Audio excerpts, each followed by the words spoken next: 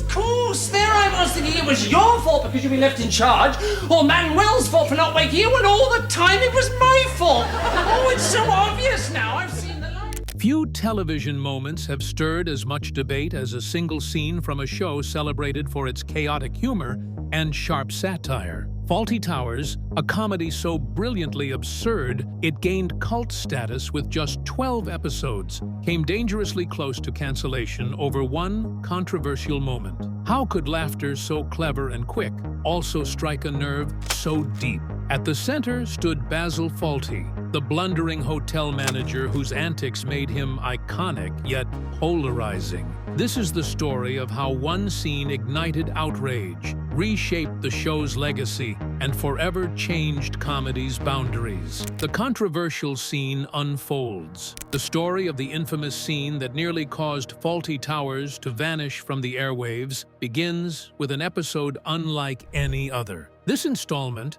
now notorious in British television history, tested the limits of comedy and offended a significant portion of its audience. Despite the series' reputation for chaotic humor and absurd situations, this particular scene crossed a line that unsettled critics and viewers alike. It started as a spoof, but quickly spiraled into something much more controversial, featuring themes and jokes that some found deeply uncomfortable. At the center was Basil Fawlty, the hotel's irritable and socially awkward manager, whose quick wit was usually matched by his spectacular ability to create comic disasters. In this episode, Basil's frustration and poor judgment led him to utter some of the most memorable yet divisive lines in sitcom history. The tension was heightened by his exaggerated behavior, which involved insensitive references that touched on painful moments from history. What made it more shocking was the character's complete obliviousness to the impact of his words, blundering headfirst into offense while trying desperately not to offend. Viewers found themselves split between laughter and discomfort. Some saw the episode as bold satire that used Basil's ignorance to expose societal attitudes and the absurdity of lingering war obsessions. Others, however, felt the humor was in poor taste and that the jokes trivialized real suffering. Complaints flooded in, sparking an intense debate within the BBC and the wider public about where the boundaries of comedy should be drawn. This backlash shadowed the show's legacy for years, forcing executives to reconsider how and if the episode should continue to be broadcast. Interestingly, the controversy did not result in an immediate ban, but the scene became emblematic of the challenges faced when comedy touches sensitive subjects. The episode was allowed to remain part of the series, yet it prompted a private dialogue among creators and network officials about the delicate balance between satire and respect. This moment marked a defining crossroads for Fawlty Towers, threatening to end what had become a groundbreaking sitcom despite its limited run. The conflict surrounding this scene is crucial in understanding why the show had a relatively brief lifespan. While the episode drew sharp criticism, it also immortalized a catchphrase that has entered British pop culture: "Don't mention the war." This line, uttered during one of Basil's most frantic attempts at diplomacy, perfectly encapsulates the absurdity and awkwardness that defined much of the show's humor. It was meant to criticize the baggage of history hanging over modern interactions, but the delivery made it difficult for some to separate laughter from insensitivity. This paradox lies at the heart of the scene's notoriety. This notorious scene is a dual indicator of the boldness of Fawlty Towers' comedy and a caution about the risks involved in the entertainment line. It also focuses on how what was meant to be a mockery of ignorance could be very bad if humor was inappropriately judged. The episode simulates the danger of satire as the case of historical trauma, its effect being both strong and deadly at the same time. The plot behind this moment is still relevant to understanding the larger narrative of the series' influence and its near-death experience. Controversy around the Fawlty Towers did not affect the TV show in any way. Instead, the series retained its cult following. The positive qualities that were the source of the controversy, comprising its daring and uncompromising humor, were the very factors that ultimately led to the scene being branded controversial. However, The debate over the uproar caused by this scene requires delving into the personality that Basil was based on and the creative team that brought the show to life. Only after that can one start seeing the complete picture of how the boundaries between reality and fiction came apart in this series. The source of this comedy disaster lies partly in the reality and partly in the imagination of the writers, thereby revealing a captivating background that adds new dimensions to the already notorious moment we barely saw. The unfolding of the story does not take place only on the screen, but also in the intricate and complicated relationship between life and art, transitioning into the real-life origins of a man who shaped comedy history. We find a peculiar hotel manager whose eccentricities became the blueprint for Basil Fawlty's unforgettable character. Inspiration behind Basil Fawlty. Basil Fawlty, the irritable and erratic hotel manager at the heart of Fawlty Towers, was far from a purely fictional creation. Instead, he was inspired by a real person, Donald Sinclair, the owner of the Glen Eagles Hotel in Torquay. Sinclair was notorious for his theatrical rudeness and paranoid suspicion, traits that both baffled and amused John Cleese during his stay there in 1970. The experience would prove to be the seed for a character destined to become one of British comedy's greatest icons. Sinclair wasn't just cranky, he was unpredictable and often hostile in ways that seemed almost scripted for maximum discomfort. Guests found themselves treated not as visitors, but as potential enemies. On one occasion, when a Monty Python team member left a briefcase unattended in the hotel lobby, Sinclair reacted by grabbing it and throwing it over a garden wall, convinced it was a bomb. This kind of behavior was not an isolated incident, but indicative of a management style that prioritized suspicion over hospitality. John Cleese had a close-up view of Sinclair and was very much intrigued by the contradictions that the man had. This was a hotelier who thought that he was in control of everything, but in fact, he was the one who just watched the chaos unfold. Sinclair's unsteady conduct, together with his acute criticism and rigid demands, created an atmosphere that was unusually tough to describe, but at the same time, very hard to ignore. Cleese perceived the discomfort and possibly the humor that could be derived from such situations, and these would later evolve into conflict-filled scenes of Basil's many fiery confrontations. It took several years after that meeting for Cleese to finally, with the help of his then-wife and co-writer Connie Booth, turn these very close to real-life people's qualities into the character of Basil Fawlty. In fact, the character took on many of the traits of Sinclair. His use of passive-aggressive humor, social ineptness, inability to cope with stress, now as a source of comedy. Basil's unending temper tantrums and his biting remarks are nothing but a highly dramatized difference of Sinclair's original personality, which has been amplified for the screen but is still so close to the real one. The sparkle of this idea is found in the contradiction between the seriousness of Sinclair's self-image and the ridiculousness of his actions. Basil is a man who wants to be taken seriously, to have an up-to-standard business, but his very acts bring about calamity. This interaction creates the emotional center of the show, blending together frustration, insecurity, and social misunderstanding into a comedy-perfect storm. It was a genius that took birth from a very discomforting truth. Sinclair's tale does the same, as it brings to the forefront the fact that people's foolishness can be depicted in a funny way, which never gets old. Cleese and Booth's capturing of the peculiarities of a real human being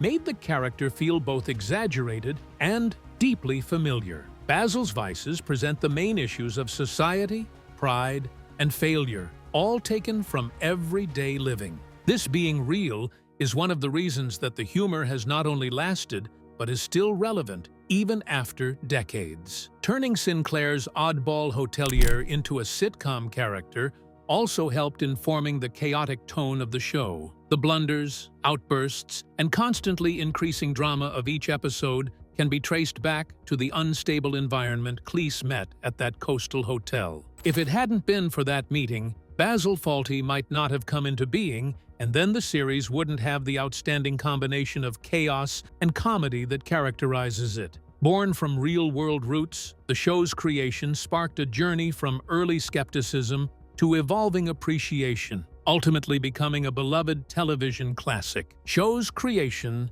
and early reception. Fawlty Towers was the product of not only John Cleese's sharp observations, but also a collaboration with his then-wife, Connie Booth. Together, they co-wrote a series that distilled the madness of Sinclair's hotel management experience into tight, fast-paced scripts filled with witty dialogue and slapstick humor. Their goal was to forge a comedy that was not only funny but also unpredictable and layered with irony, crafting characters so outrageous they felt real. When the BBC first aired the series in 1975, it was met with mixed reviews. Many television critics found the show confusing and chaotic, unsure how to respond to its rapid-fire humor and absurd scenarios. Some called it a disaster, misjudging the very style that would later define its cult success. Despite the skepticism, audiences immediately connected with the energy and manic timing,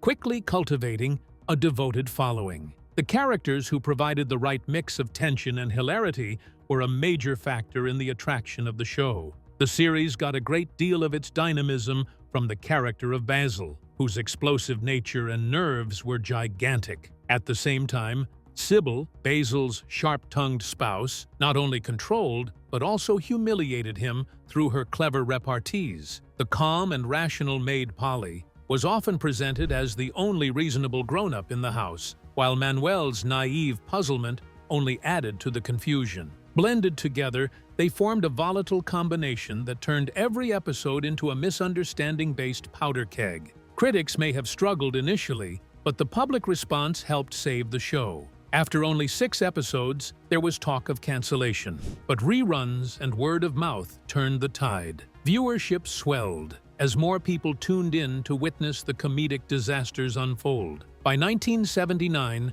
a second and final series aired, bringing the total episode count to just 12, a remarkably small number for such a lasting legacy. The series Fawlty Towers was a rather short-lived one, but had a tremendous impact and became a landmark not only for British comedy, but also for the whole television genre. The disputes over the respective scene, however, proved that pushing the limits could sometimes bring about unpleasant consequences. It is only by tracing this early phase in the history of the show that one can really savor the saga of the show's rise and fall. The saga of the hotel's chaos in real life, turning into a classic on the television screen, was a combination of creative genius and controversy. Characters were being shaped, the audience was increasing, and a very complex legacy was about to be created. And it was precisely at that moment that laughter, discomfort, and cultural reflection became inseparable partners. The series Fawlty Towers was a rather short-lived one, but had a tremendous impact and became a landmark not only for British comedy, but also for the whole television genre.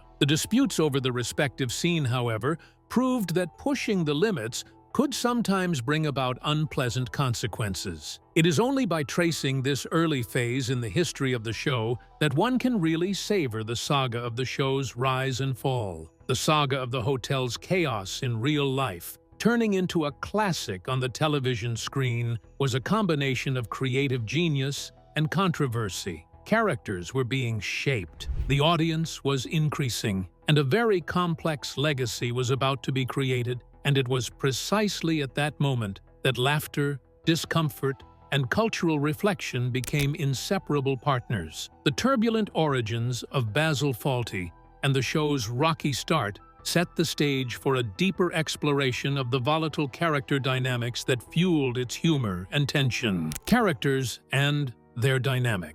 At the heart of Fawlty Towers lies an ensemble of characters whose interactions fuel the show's relentless comedic energy. Basil Fawlty, towering and perpetually stressed, is the epicenter of chaos, a man desperate to project authority but constantly undermined by his own flaws. His combustible temperament and social ineptitude make every encounter unpredictable, setting the stage for farcical disaster. His sharp tongue teeters between witty retorts and cruel insults, often alienating both guests and staff alike.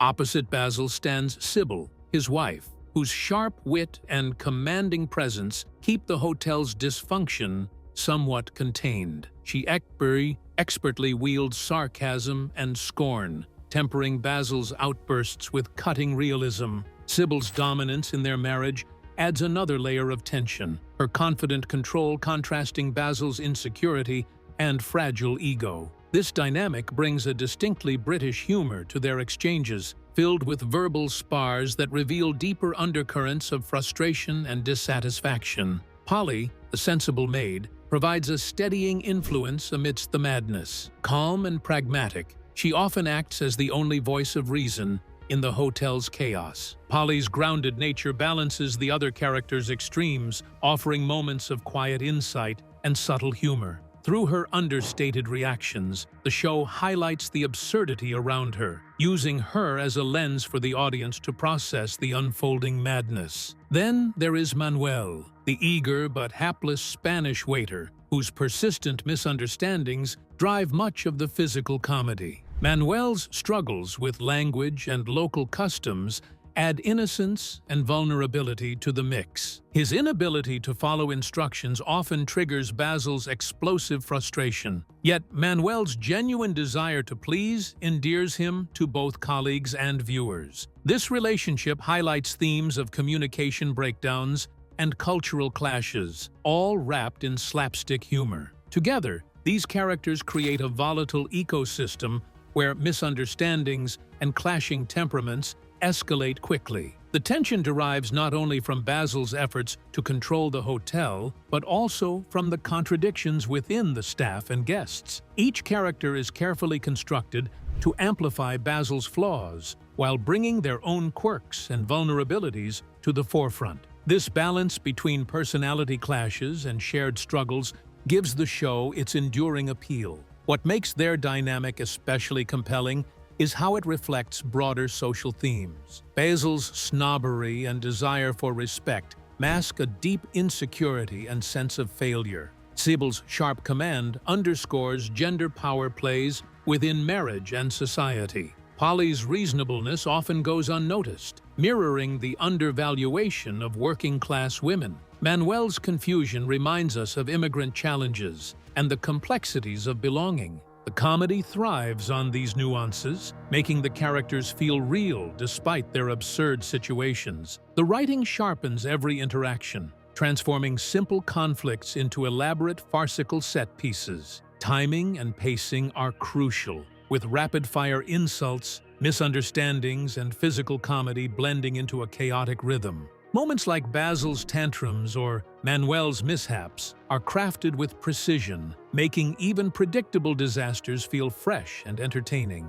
This careful calibration is part of why the ensemble works so well together on screen. Prunella Scales's interpretation of Sybil gave a strong and funny combination that went along perfectly with John Cleese's playing. Connie Booth's Polly added a very fine wit and warmth, which, though very subtle, helped to keep the series vibrant and yet very easy to follow during its energetic moments. The performance of Andrew Sachs as Manuel was, in fact, a physical comedy that was quite entertaining for the audience in general. Through his bewilderment, which had a very strong expression and sincere attempts, he became really popular. These actors breathed life into the characters and made the show a legend. The bonding among the cast made it possible to have scenes that went from very funny to extremely awkward in no time at all, thus very accurately depicting the unpredictable character of human relationships. This unpredictability soon turned out to be a trademark of Fawlty Towers, times when even the most common of the hotel guests turned the standoff into a matter of pride,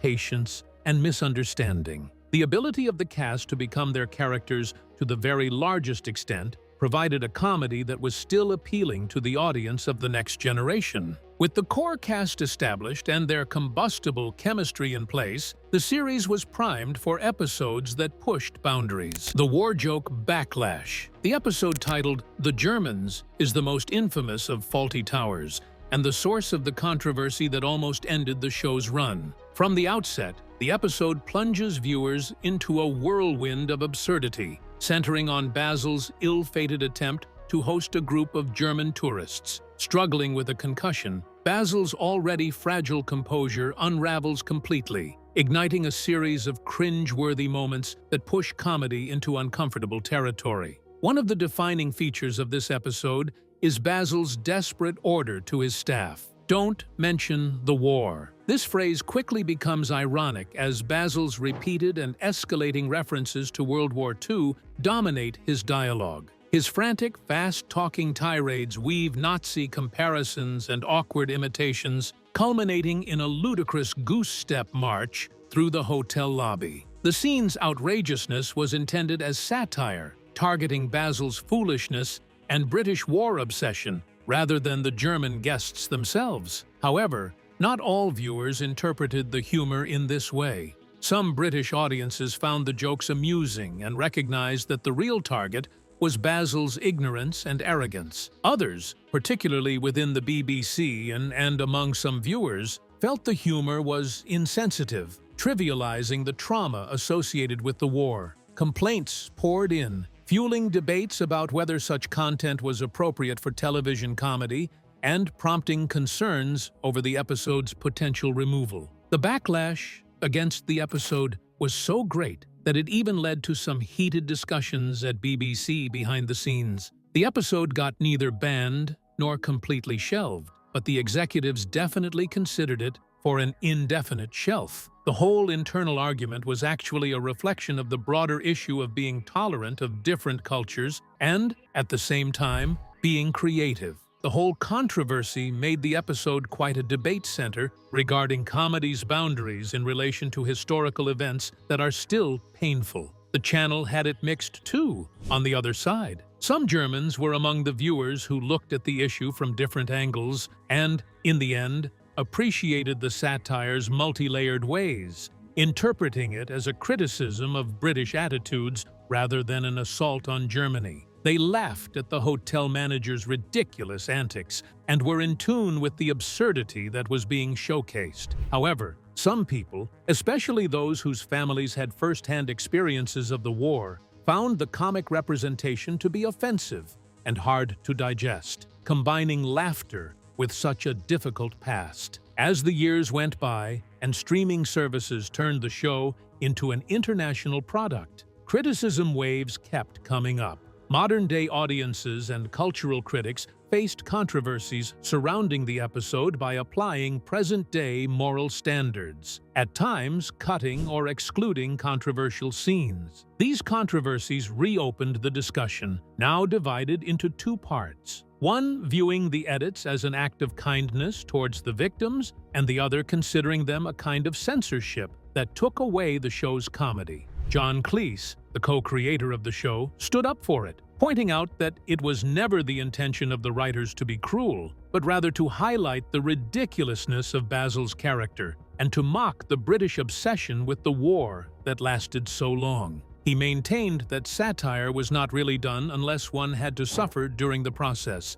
and that Basil was indeed created to be a laughingstock, not a holy person. Cleese also said that the war jokes were about British mentality and Basil's foolishness, not the Germans. The thread running through this controversy leads us organically to consider how the BBC and the public wrestled with the fallout, shaping the show's fate and influencing its legacy. BBC and public reactions. When the controversial episode aired, the reaction from the public was swift and intense. Letters flooded the BBC, with many viewers expressing outrage over what they perceived as tasteless humor. Critics accused the show of trivializing a dark and painful chapter in history. Some demanded that the episode be banned outright, sparking a debate inside the Broadcasting Corporation about responsibility and creative freedom. BBC executives were caught in a difficult position. On one hand, they recognized the episode's comedic brilliance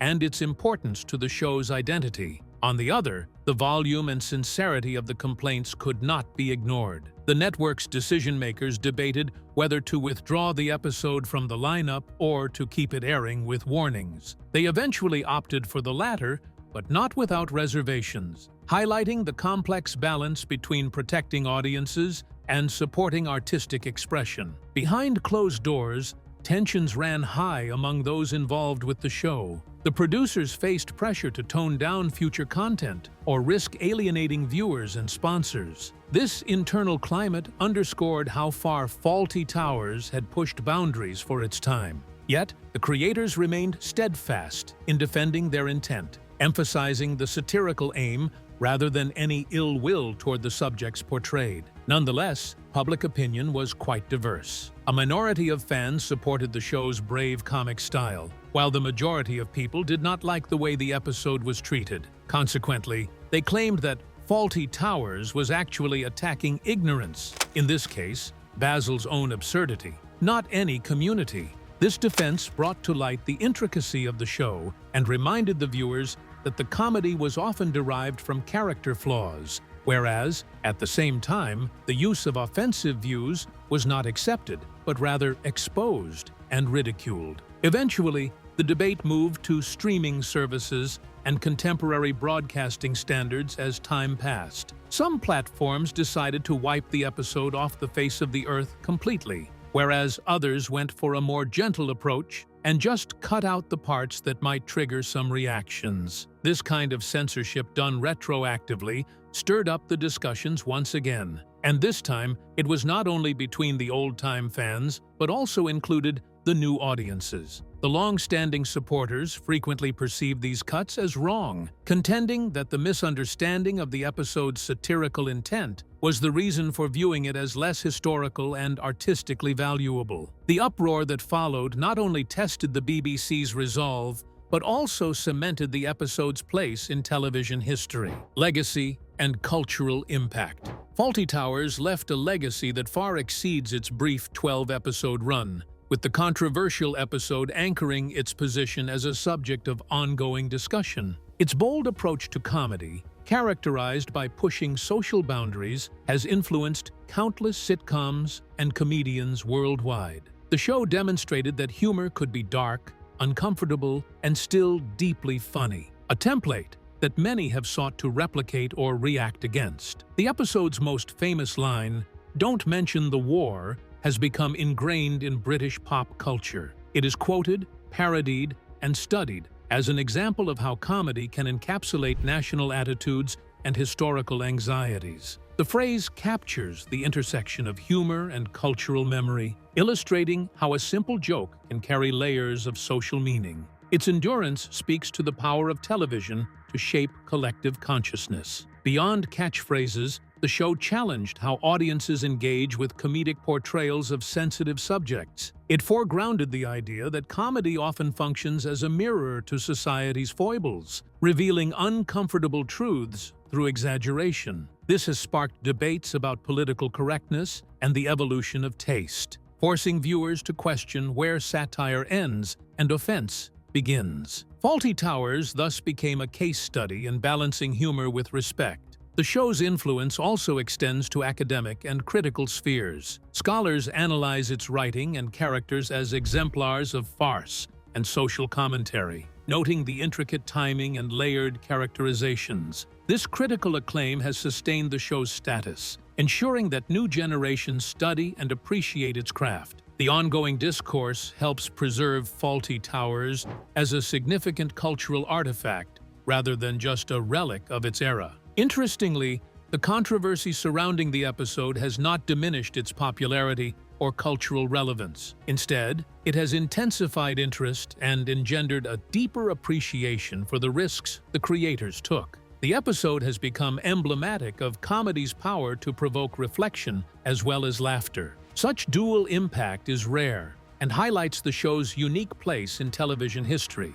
However, the legacy is not without complexity. Modern viewers often wrestle with aspects of the show that seem dated or problematic by today's standards. Discussions about the appropriateness of certain jokes, characterizations, and themes reflect broader societal shifts in understanding diversity and sensitivity. This tension illustrates how Fawlty Towers continues to inspire conversations about the evolving role of comedy. As this legacy unfolds, the personal stories of the cast and creators serve as a poignant reminder of the human effort behind the brilliance and controversy. Cast, creators, and the aftermath. Behind the chaotic brilliance of Fawlty Towers stood a cast and creative team whose dedication made the series timeless. John Cleese and Connie Booth, co-creators and leads, anchored the show with their sharp writing and impeccable timing. Though divorced by the second series in 1978, they set aside personal differences to preserve the show's integrity,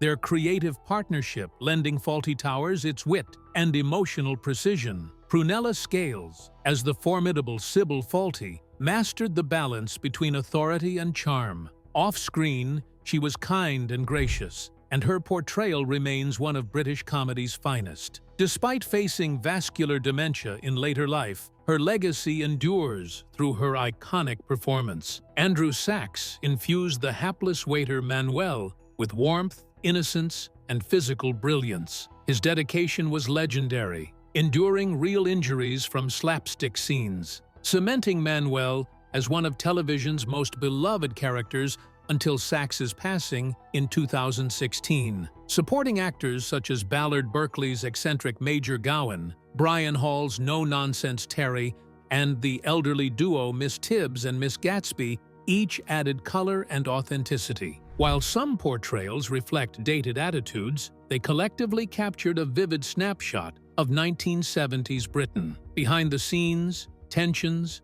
injuries, and exhaustion were constant companions. Yet, the ensemble's commitment never faltered. Their teamwork transformed Fawlty Towers into more than just a sitcom. It became a masterclass in farce, character, and cultural commentary, leaving an indelible mark on television history. Fawlty Towers is more than a sitcom. It's a cultural touchstone born from chaos, real-life quirks, and fearless comedy. That infamous scene may have sparked controversy, but it also cemented the show's place in history. If you enjoyed diving into this legendary story, don't forget to like and subscribe for more deep dives into the moments that shaped television. And check out the next video on screen for another classic worth exploring.